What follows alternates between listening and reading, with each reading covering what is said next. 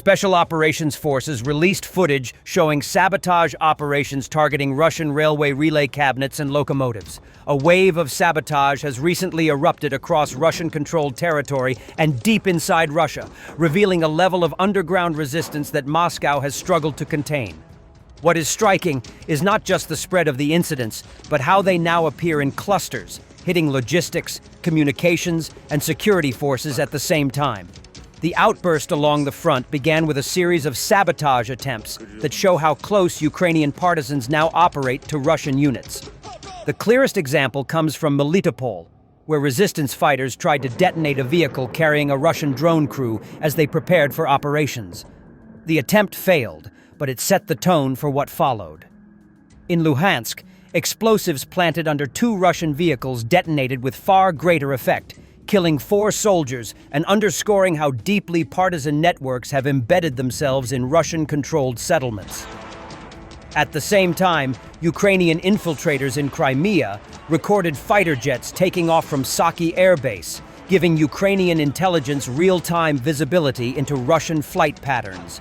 These incidents differ in style but share the same message: that partisans are active at all hours, able to move close to Russian forces, and increasingly confident in targeting frontline logistics and surveillance assets.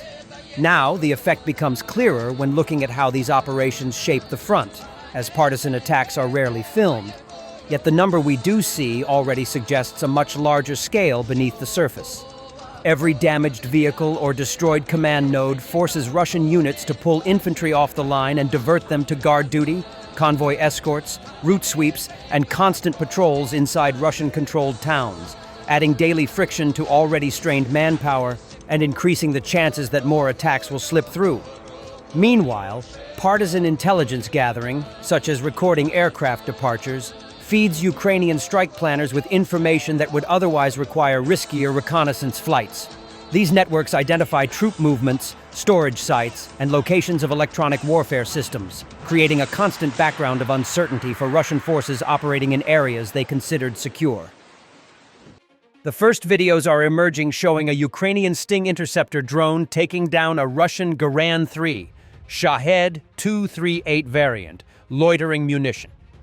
Relationships between neighboring Russian units in the Pokrovsk area are reportedly so tense that commanders have had to publish instructions on how to behave, including refraining from stealing from each other.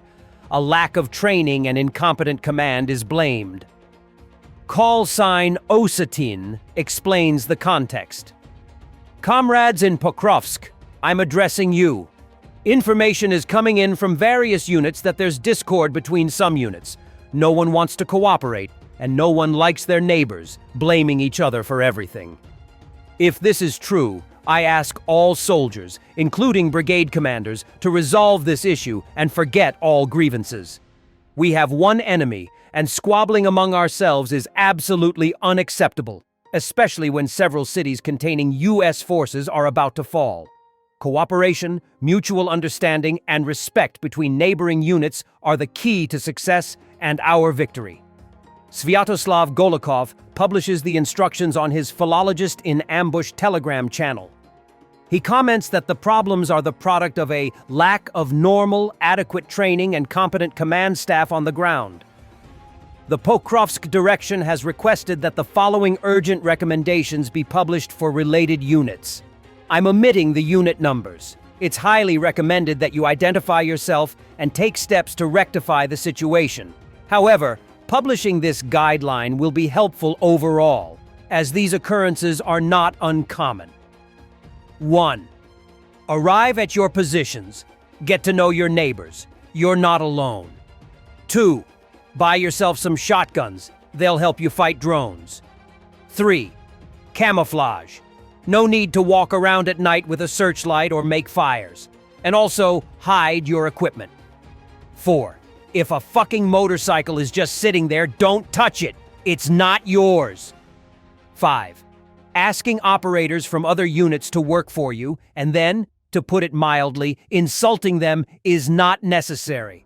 They have enough of their own problems without you. 6. I understand that everyone is scared, adrenaline rush, and so on.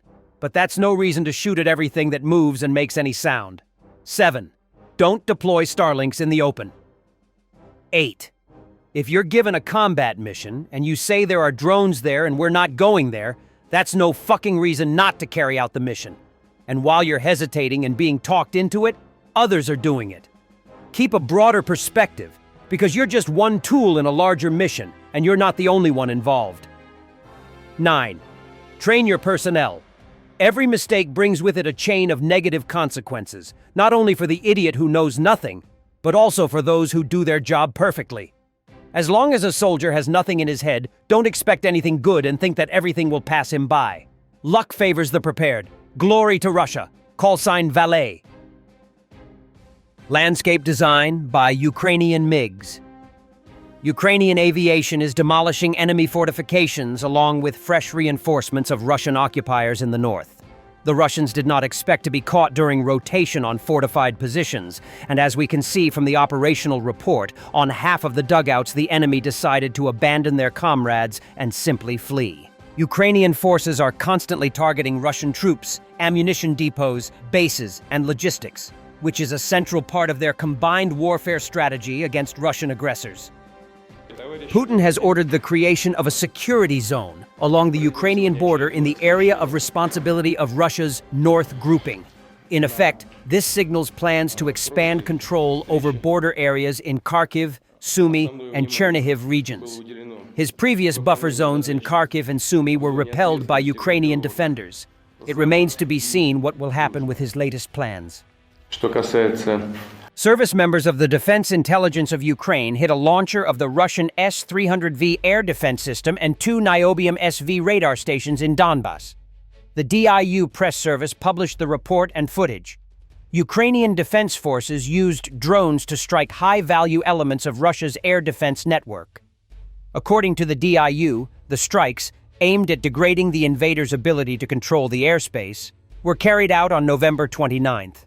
At night, drones located and hit a 9A-83 launcher of the S-300V surface-to-air missile system, which was on combat duty. The system is designed to protect troop formations and key facilities from ballistic and cruise missiles, as well as aircraft. Its destruction or disablement is considered important for the Defense Force's further operations in this sector. In addition, DIU drones then struck 2 Russian 1L-125 Niobium SV radar stations. The 1L-125 Niobium SV is a mobile 3-coordinate meter-band radar system developed for the air defense forces of the Russian Army's ground troops. It entered service in 2016. The radar is designed to detect, track, and identify all types of aerial targets: aircraft, helicopters, cruise and ballistic missiles, and drones. The radar reportedly operates over a range of 5 to 500 kilometers, with a maximum detection altitude of 65 kilometers. Its antenna is mounted on a 4-axle CAM-AZ truck chassis. The radar crew consists of 3 people. The system can simultaneously track up to 300 targets.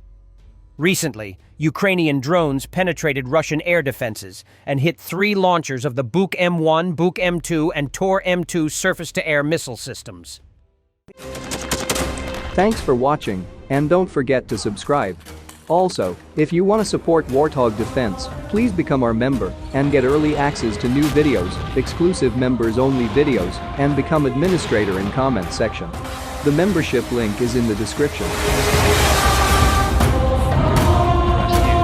Every day. We had a guy last week, it's 6 rescues in 6 days. You know, he's doing the job every day.